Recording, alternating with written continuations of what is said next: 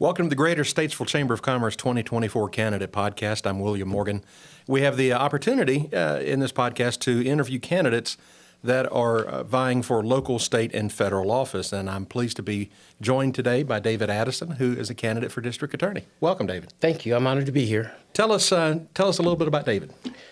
Well, I started my law enforcement career back in 1997. I worked for the City of Durham Police Department. And I stayed at the City of Durham Police Department until 2019. I've been a captain for 7 years, and I applied for the Statesville Police Department. I went through the process and received the job. My legal career started back in 2012, where I applied for North Carolina Central University School of Law. I was accepted into the night program. So I went to school full-time at night while working full-time during the day as a captain with the Durham City Police Department. I graduated from law school in 2016, immediately sat for the bar and passed the bar the first time. I began volunteering with Legal Aid in about 2017. I started volunteering with Legal Aid, where I was helping a lot of their civil cases, actually do a lot of pro bono cases, and I also was teaching the Pro Se Absolute Divorce Clinic. I did that for about a year and a half prior to coming to Statesville. Since my arrival in Statesville, being the chief of police also gives me a secondary title of being the attorney for the police department. So a lot of the legal things that didn't have to go to court, we were able to resolve in-house. We were able to resolve in-house, and that was kind of a combination of the two. So putting in for district attorney was a natural or was an organic move, having that history as the chief of police and also being an attorney. Well, I was going to ask you, this is not a decision you came to lightly. You've had a long, full law enforcement career. Yes. We were just talking about your travels and the downtime for retirement, and now we're going back into potentially a full-time job. What made you want to do this? When I initially retired from the Statesville Police Department, I enjoyed retirement. And as you and I were talking, I've got, when you're retired, you get everything fixed at the house, and you get to do little things you've always wanted to do. I was looking at our numbers from Iredell and Alexander counties for the last couple of years. And my goal initially was not to run. I was going to see if the numbers had realigned and got themselves back in order where they needed to be. And when I pulled the numbers in November of last year, and I did it like any other citizen can do, I went to the North Carolina Judicial Branch. I was able to segregate Iredell and Alexander County out, eliminate the infractions, just look at felonies and misdemeanors, and I was able to extract the data. Mm-hmm. What I discovered is that from July 1st of 2022 to June 30th of 2023, out of the 28,000 roughly cases that we closed last year, 23,630 of those cases were dismissed or disposed of. Wow.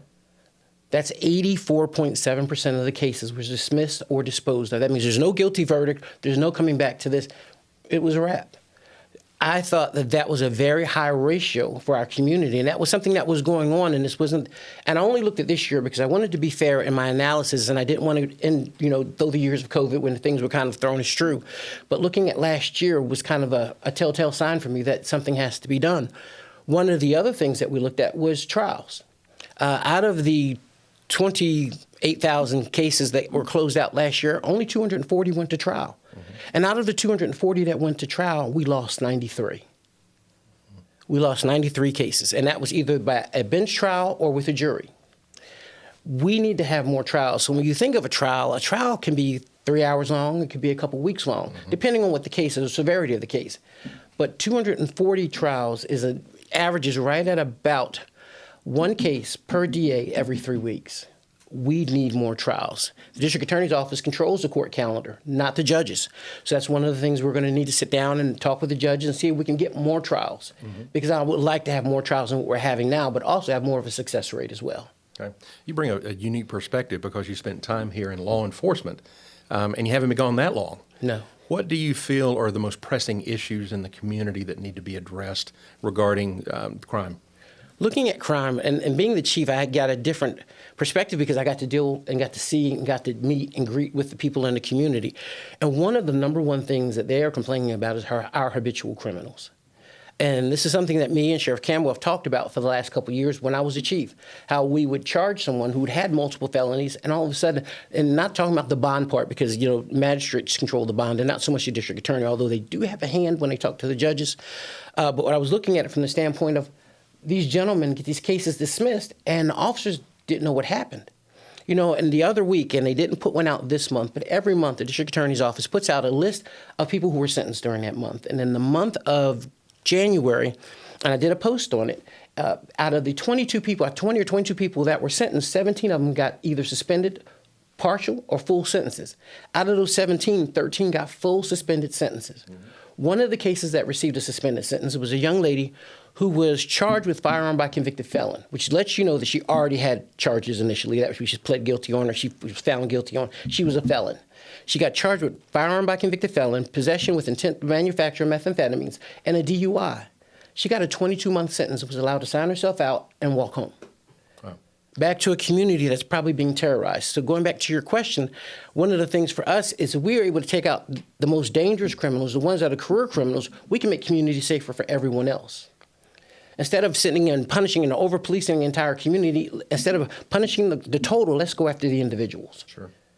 Well, the recidivism rate obviously is pretty high. Yes. So you're saying that this would help alleviate some of that? Yes. First of all, we need to really slow down on the dismissals. If there's a valid reason for a dismissal, then let's give them a dismissal.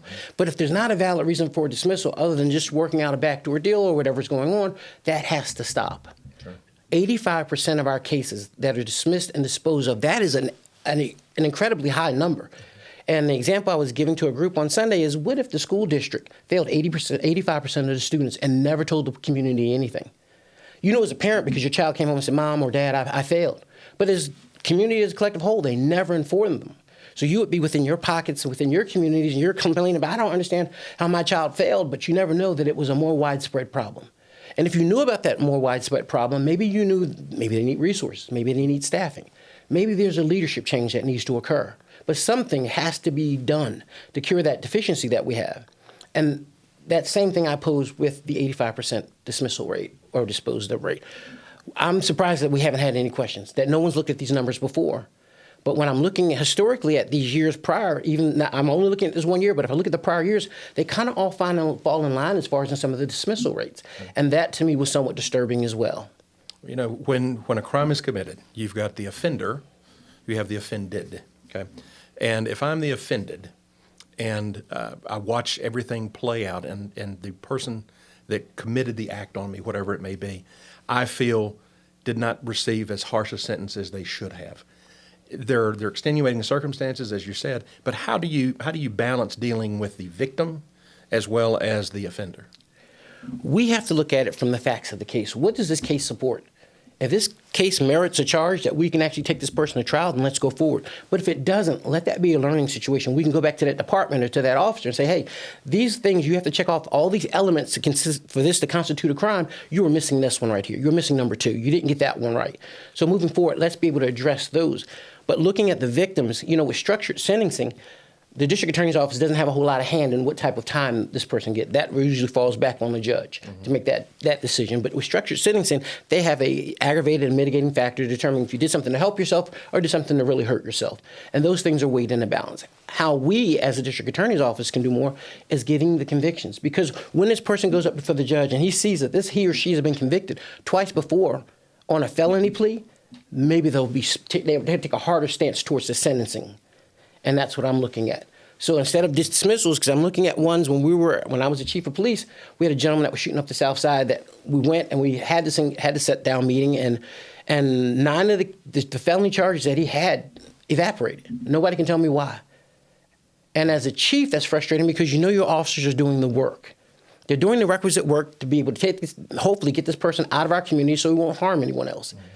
And how does that feel if you're an officer or a victim? You know, that takes a different stance if you're a victim and you know that this person's got this charge dismissed, you never got your day in court. Mm-hmm. And on the flip side of that, the gentlemen that have been inside of the jail, that have been in there for years, have never had their day in court. And it's like when I look back in the end of last year, there were people from 2019 that were still in jail. Now, a bunch of those cases have been expedited, and going back to the example I gave with the structured sentence, with the suspended sentence, that counts as a guilty plea. But that person gets to go home. But they pled guilty, but they got suspended sentence, which is in essence they get to walk out the front door. Okay. There's a lot of collaboration that has to happen between the district attorney's office and law enforcement. What type of relationship would you try to formulate with, you know, not only the police but the sheriff's department in trying to move forward? I think that's a mandatory relationship when you're talking about law enforcement, you're looking at the district attorney's office. They should be melded together. We should be walking side by side, understanding what our mission is. And the crimes are going to be different from year to year, but relating that with our law enforcement partners and sit back and say, okay, we're starting to see a spike in armed robberies. We're going to have to take a harder stance at some of these. Some of our habitual criminals that we know that are out there doing this, we need to make sure that we get them to task, making sure that we have a strong enough case to move forward, because we just don't want to arrest somebody and not have a strong factual basis to be able to take it through to trial. Because then that makes us look like we're not doing what we're supposed to do, and the officers. So by working together, we can make sure that case comes as strong as it can possibly come. Mm-hmm. And I tell everyone, we would love to have cases where Mother Teresa is one of our witnesses and video cameras are everywhere, but that's not the world we live in. We live in a world where everyone has a past, not everyone, but some people have a past, although they made a mistake, but can they be defined by that mistake? The answer is no. Sure. So looking at our offenders and our victims, we have to make sure that both parties are treated fairly. But if they deserve to go to jail, they need to go. So you wake up in November and all of a sudden you find that you're the newly elected district attorney. What's top priority? Top priority for me, as we stated, our first thing I would love to do is introduce transparency.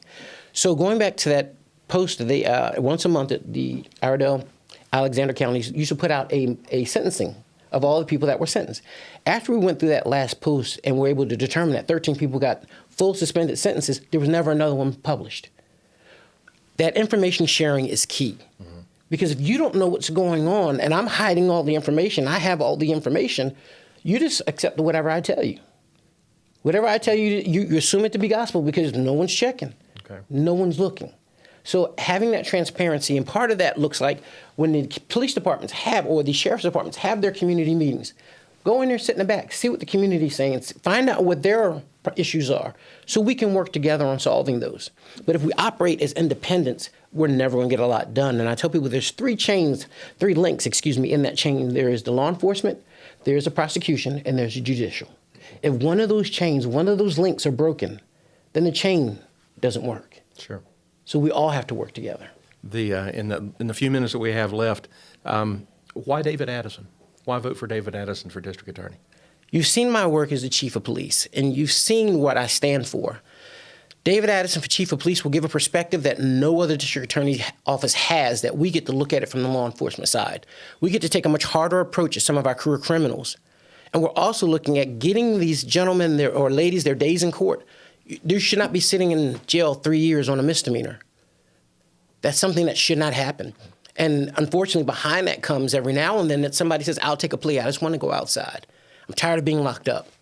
That's not the way our system was meant to operate. Well, thank you so much for your interest in the job. Thank you for being here today and letting us hear a little bit more about what your platform is. And we wish you well in the primary. Thank you very much, and thank you for your time. Thank you, David. Thank you.